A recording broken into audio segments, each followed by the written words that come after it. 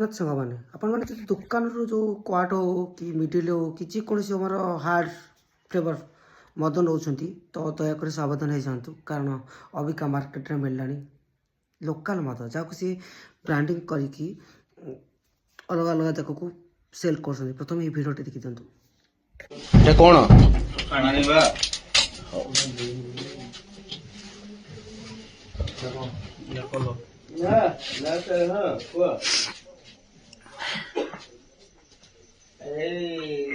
କଣ ତିଆରି କରୁଛ? এটা কোউ ফ্লেভর তৈরি হচ্ছে? Royal challenge royal challenge. ଏଟା କଣ? এটা কোনটা? আচ্ছা, କୋଉଥିର ସେଣ୍ଟ?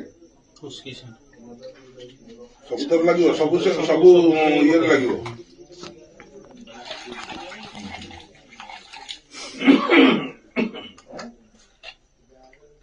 ଇଏ ହେଇଗଲା 180 ଟଙ୍କିଆ ମଦ, না মু বেশি দাম আর 120 হ্যাঁ 220 180 ଟଙ୍କା ନା ଆଉ।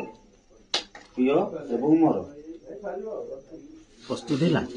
ଷ୍ଟାଇଲିଆ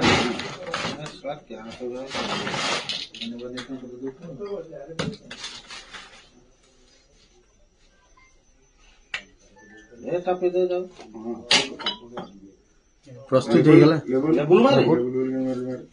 লেবুল মারে